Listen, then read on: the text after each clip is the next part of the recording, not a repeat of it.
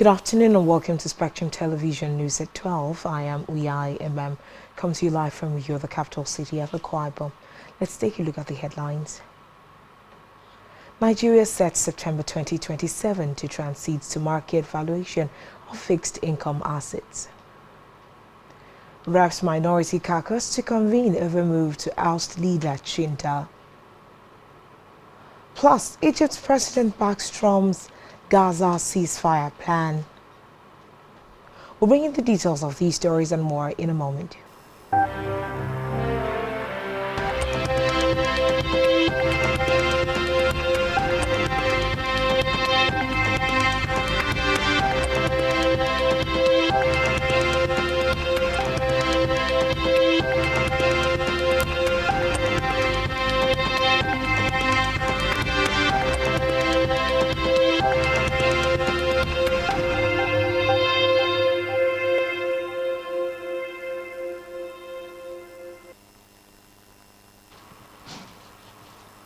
Good afternoon and thanks for joining us. First on the news at this hour, the Ministry of Foreign Affairs has urged the international community to disregard allegations of genocide against Christians in Nigeria, describing the claims as baseless and misleading. Spokesperson for the ministry, Kibebi Ebienfa, in reaction to the report, said that the allegation represents a gross misrepresentation of Nigeria's complex security challenges and an oversimplification of the issues confronting the country. In an exclusive interview, Ebienfa assured that President Bola Tinubu's administration remains fully committed to securing every part of the country and ensuring the safety of all citizens regardless of religion or ethnicity. In the meantime, the federal government has expressed delight over the state-of-the-art Samania Digestive Center built by a Nigerian gastroenterologist and hepatologist Dr. Albert Waba in Samania, Australia. During the inauguration, Acting High Commissioner of Nigeria to Australia, Ambassador Jane Bassey Adams, said Mwaba's establishment of the center was a shining testament to the power of dedication and community spirit.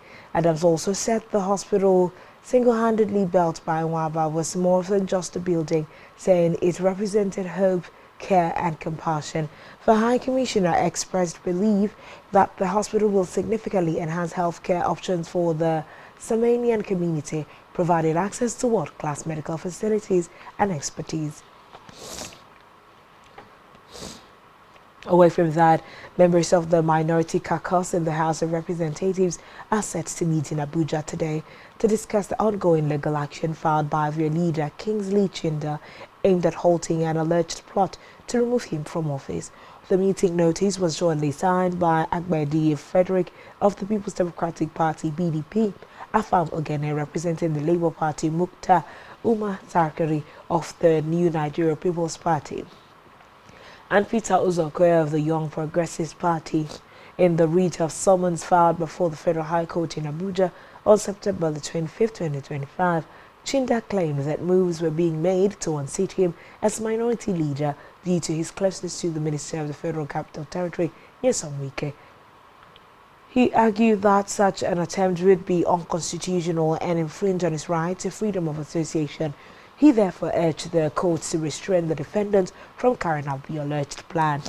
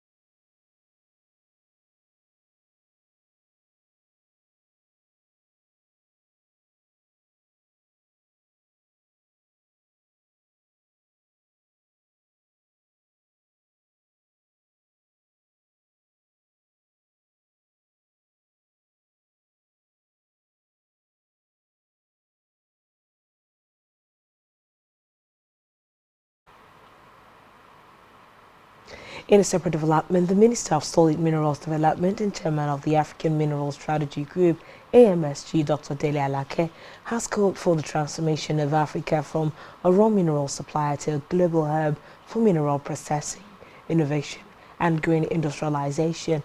He said the continent should play a strategic role in powering the 21st century economy through its vast mineral wealth. Alake said this in a keynote address he delivered at the African Mining Week in Cape Town, South Africa, with the theme Vision and Strategy, setting the stage for minerals industrialization.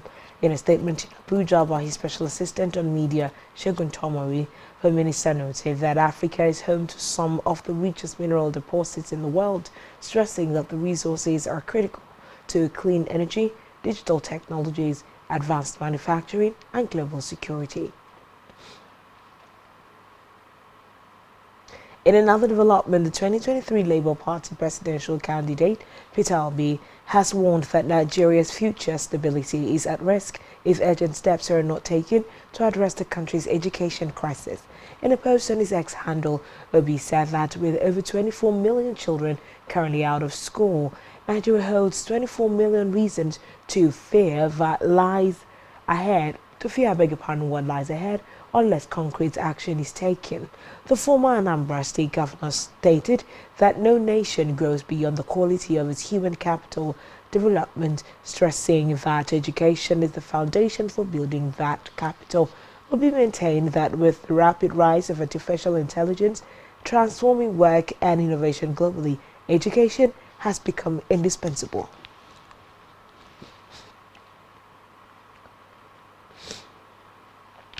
Elsewhere, teachers across Nigeria have renewed calls for improved welfare, better working conditions, and the full implementation of the 65-year retirement age policy as the nation joined the rest of the world to mark the 2025 World Teachers' Day.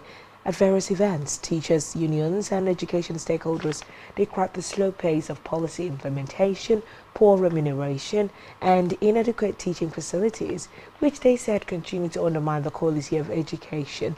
They urged federal and state governments to prioritize teachers' welfare and ensure that promises made to the education sector are fulfilled.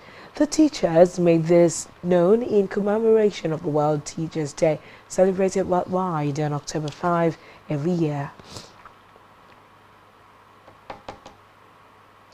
In Africa, Mutharika has offered new hope for Malawians and the country's ailing economy as he was sworn as the country's leader. In his inaugural speech, he vowed to root out government's corruption, rebuild the economy, and restore integrity and efficiency in public service. Mutharika takes over as Malawi faces acute food shortages, cost of living pressure, and a lack of foreign exchange. The 85-year-old Mutharika, who was president from 2014 to 2020, warned, however, that the transformation would not be easy.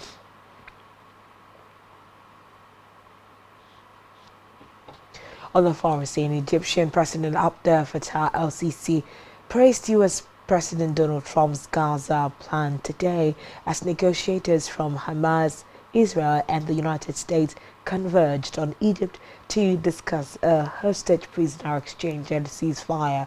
Sisi said in an address to mark the 1973 war between Israel and Egypt that led to the end of Israel's occupation of the Sinai Peninsula that he can only extend his praise and appreciation for U.S. President Donald Trump for his initiative that seeks a ceasefire in Gaza after 2 years of war, genocide, killing, and destruction, and in that the ceasefire, the return of prisoners and detainees, the reconstruction of Gaza, and the launch of a peaceful political process that leads to the establishment and recognition of the Palestinian state means that they are on the right path to lasting peace and stability.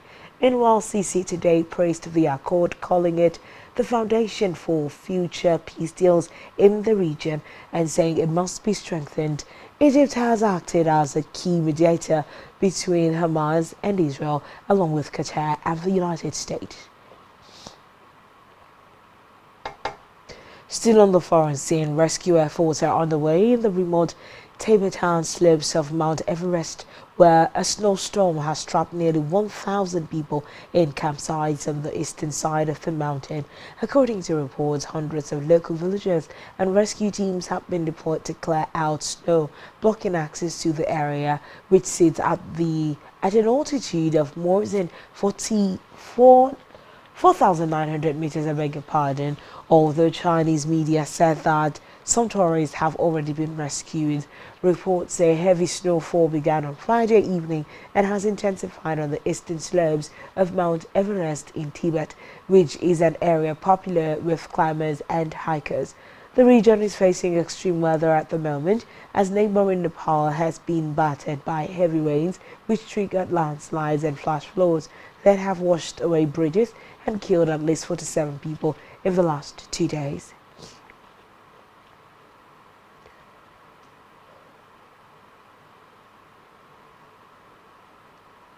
Still to come in the news.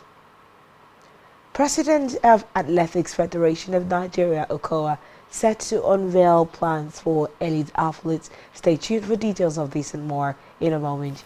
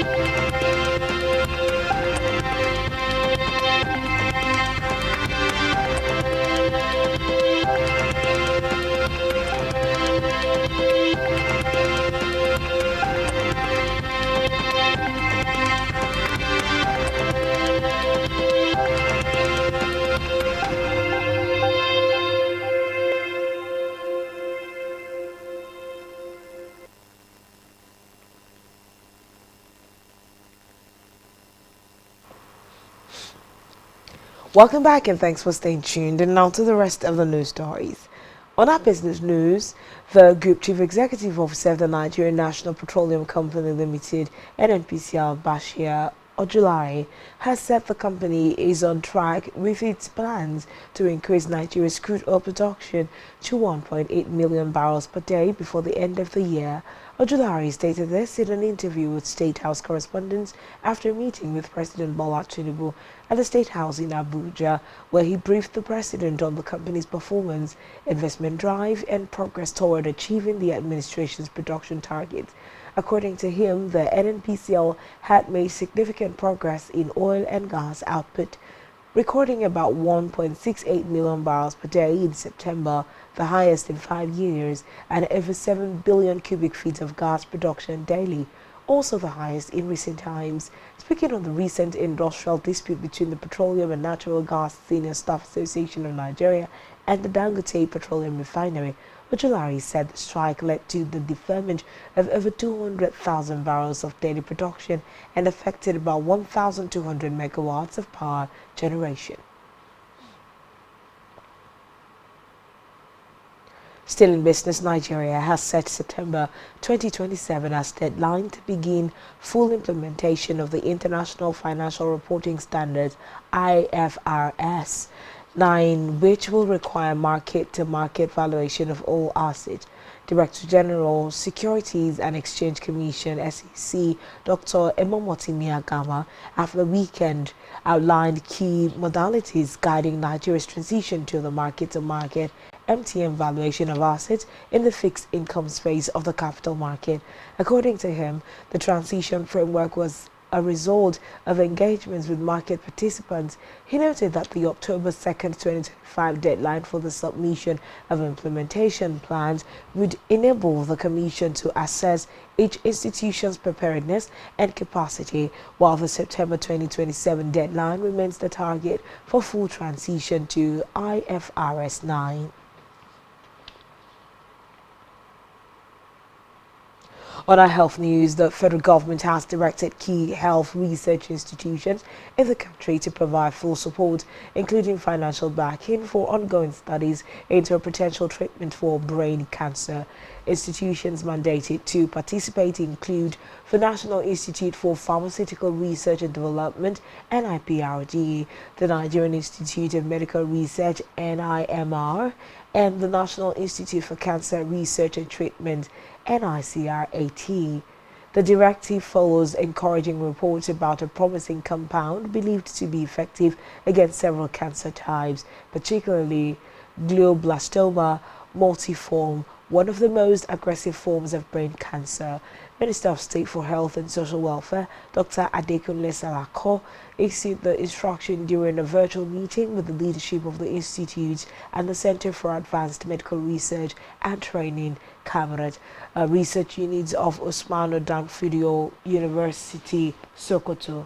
Dr. Salako described the discovery as a potential game changer for Nigeria's health system and a significant stride towards achieving President Bola Tinubu's health sector transformation agenda.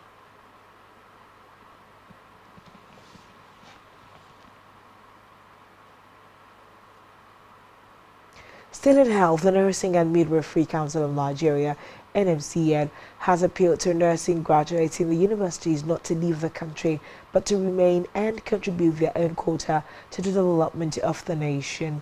Healthcare system.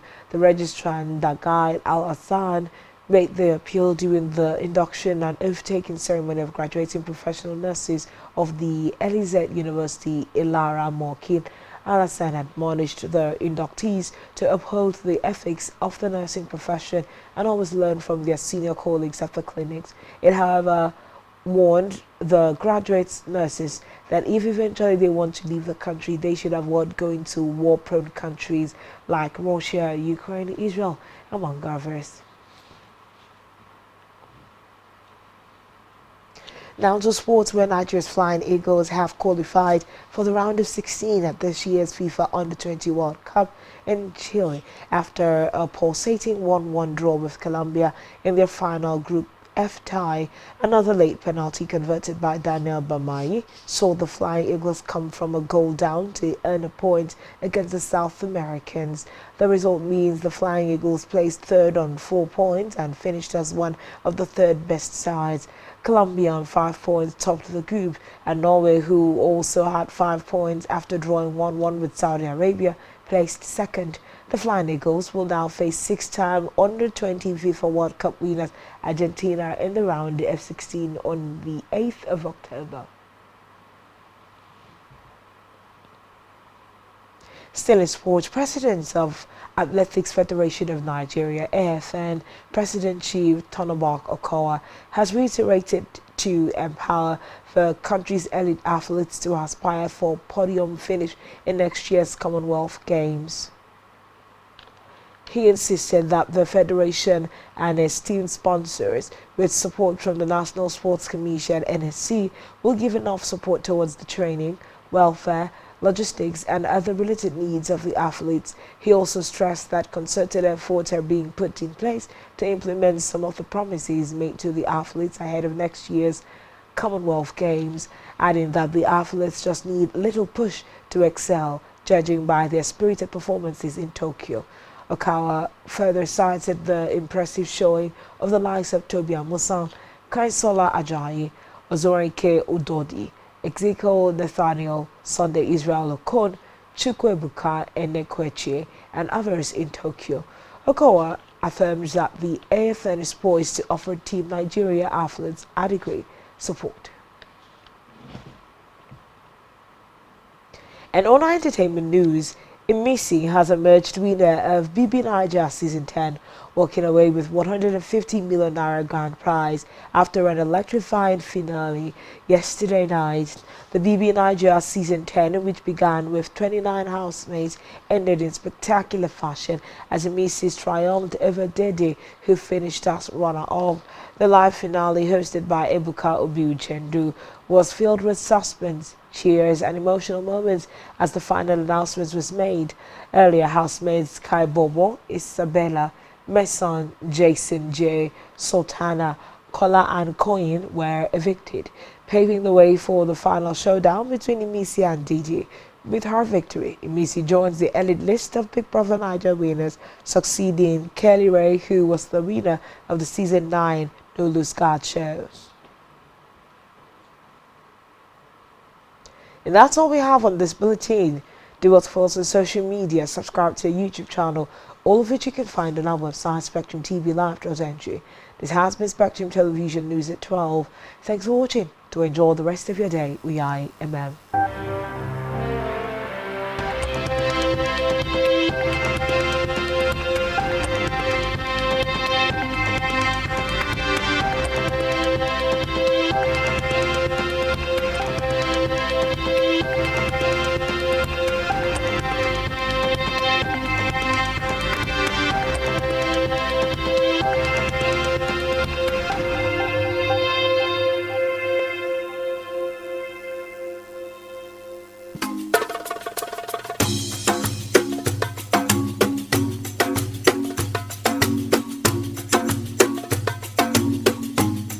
Broadening your horizon is what every living being not only genuinely desires, but heartily pursues and intentionally invests in. For in the gathering of men, only those whose minds are in tune with the dynamics of the past, present, and future innovations, inventions, politics, and governance are respected. We are Spectrum Television, and broadening your horizon is our obsession. Risk on your decoder now to connect Spectrum Television on the frequency 12589, symbol rate 26250. That is frequency 12589, symbol rate 26250. Polarization horizontal, and join our online community at SpectrumTVLive.ng. For further enquiries, please call 0704 158 5642 or 0704 541 7707. Spectrum Television,